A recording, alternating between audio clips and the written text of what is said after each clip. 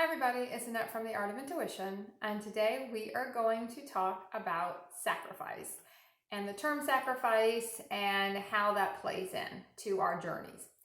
But before I do that, I want to mention one thing. I don't know if I've mentioned it on the videos. I know I've mentioned it on the streams before. You're going to notice that certain songs pop in your head all along the way. In the beginning, when you're in your, to me, when I was in my awakening and in my pre-ascension kind of process, I would just hear them on the radio. But certain songs began to mean certain things to me. There are certain songs I knew that I only had to hold on to a little bit longer to something. Something was about to clear. I was about to see the reason for something. I just had to, kind of not kind of cave under the human consciousness pressure sometimes you can feel when your consciousness journey is not going the moonlight and roses way you thought it was going to go, but there's a reason for that. But songs are big all along the way. So I know for me still, no matter how many years I've done this and been in this process, songs will pop in my head, and sometimes I know the song and sometimes I don't know the song. Now I grew up in, I don't like to go linear, but I grew up in the 80s, 90s, when I was like a teenager, in the middle 80s or whatever. So, Poison, Bon Jovi, all those like kind of hair metal bands. Sometimes it's those songs that pop through, or different lyrics. Sometimes there'll be a George Michael song that'll pop through. But sometimes I'll get these songs that I don't know. So if it's one of the songs I know, I'll just usually hear the lyric. I'm like, I might have to play it in my head a little bit, but usually I can remember who sang it, and then I'll just go listen to the song because there's an activation in the song. And then sometimes it'll be ones that I don't really know very well, so it'll be no reason for them to pop in my head. And sometimes when that happens, well, all the time when that happens, I literally try to go out and research the lyrics. I'm like, there's something about that song I need to hear. There's something about that song I need to know about.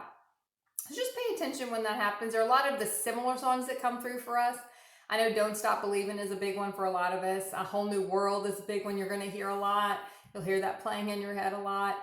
For me, one of the ones that has played out quite a bit is the song Sacrifice. It's an Elton John song, and I didn't really know. I'm sure I knew that song. It's a popular song. It's not like it had its day, but it wasn't one that I would say I knew anything about. And then I kept playing it in my head. And I'm like, where do I know that song? Like, where do I know that song at? I don't know where I know that song at. Just kept playing in my head. The part about two hearts beating in two different worlds, that was kind of got the same thing I'm getting. I'm like, what is that?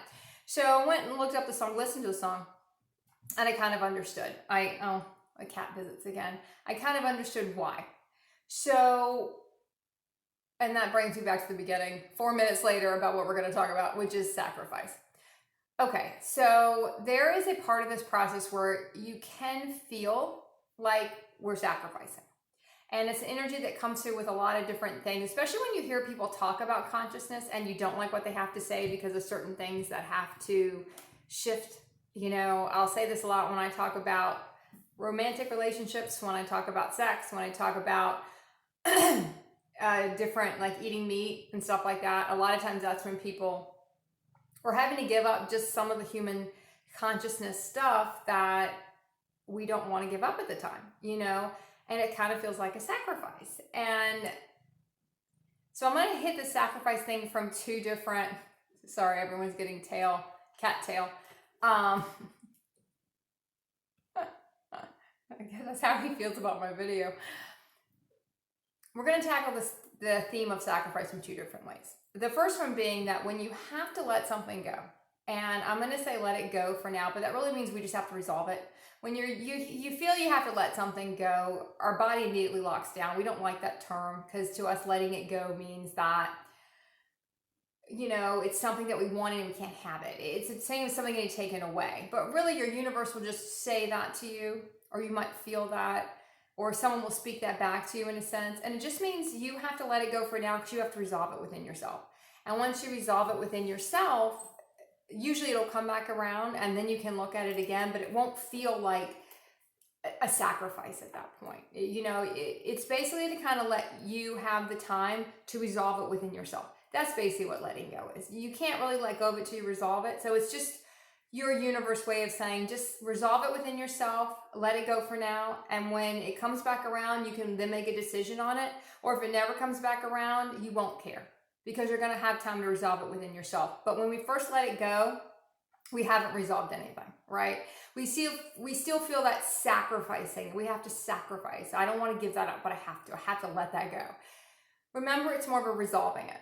You're getting the chance to resolve it on your own before you have to really make a decision on it. So that's kind of the first thing I want to talk to you about sacrifice. And the second one I want to talk to you about sacrifice is the line that kept coming to me about two hearts beating in separate worlds. Now, I'm not going to put a romantic spin on that. Some people are going to want to, and it feels right.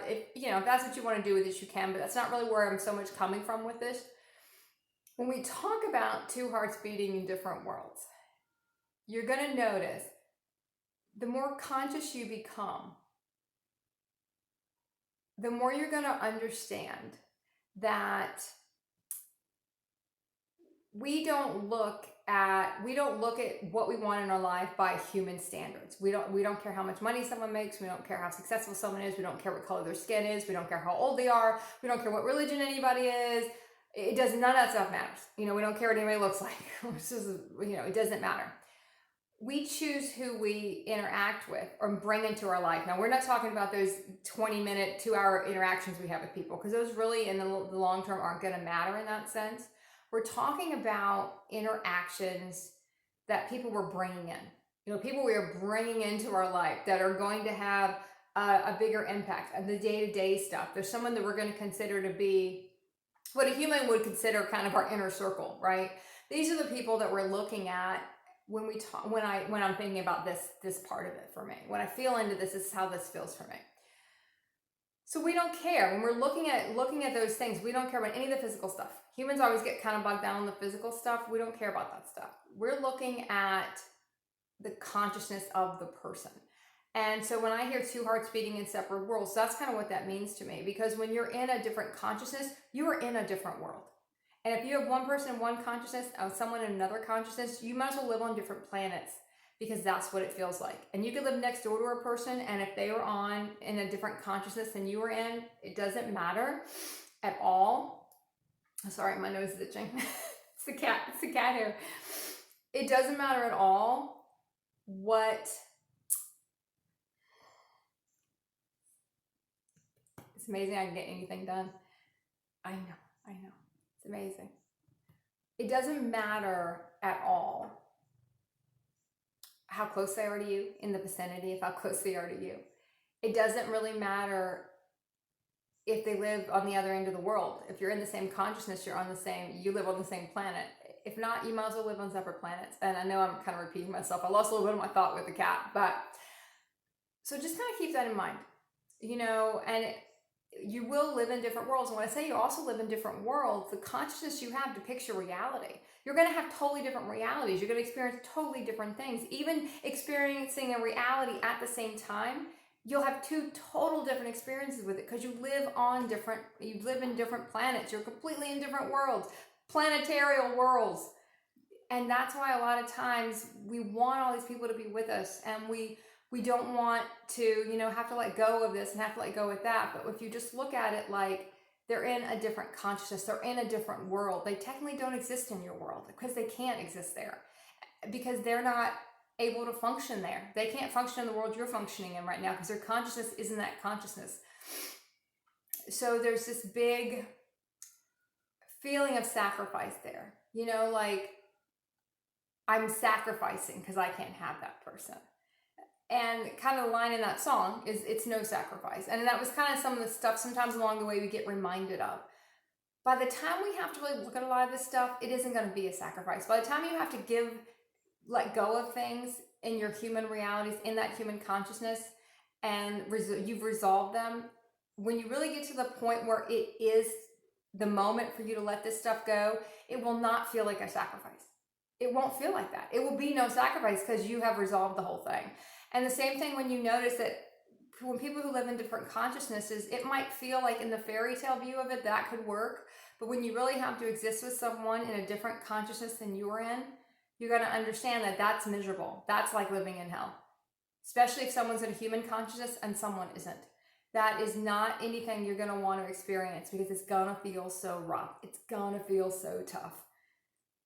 It's going to be like living just in misery. And it won't be a sacrifice to not have those people around all the time. It doesn't mean they can't shift. It doesn't mean something might not shift and you can share a reality together. But when you really see that you're totally in a different consciousness than someone else, resolving maybe any grief you have with that, then you're going to not have that if you still feel a sacrifice with something, you just know you haven't resolved it yet. That's really all the energy to me, that emotion tells me, is like, if I still feel like that's a sacrifice, let that person go, that thing go, then I haven't resolved that yet. And I have more work to do on it. And sometimes going back and participating in it might be what I have to do. Even if it's just for, an hour, to see, okay, is this really where you want to be or not? And then you're going to really see how much of it you have resolved. You're going to see that resolution, to me, it's a slower process. It's a slow process in a sense. It's not all of a sudden it's resolved. It's a slow process till you kind of hit this one place with it. And then all of a sudden you can feel like, yeah, I've resolved that now. I don't feel a sacrifice letting that go. So just look when that comes up. Look what songs you get. Songs are massive. You just play in your head. There'll be ones you've never heard before. Sometimes I'll get songs, in the 50s, and I'll be like, oh, that's weird. It's weird. I'm gonna remember a song in the 50s. I was even born in the 50s. How am I gonna know that one? Even though my parents used to play a lot of those songs when I was little, because they grew up in the 50s. But I was like, I don't know that song. I only know like Elvis Presley. A couple songs in the 50s I know, but mostly they're Elvis Presley songs. So, okay, just be conscious and look where you feel that sacrifice and resolve it. I know it just shows me I have more work to do. That's all it is. It just shows I have more work to do to resolve it, because it shouldn't feel like a sacrifice. It should be a moment of, oh yeah, I don't really require that experience anymore. And keep practicing the art of intuition.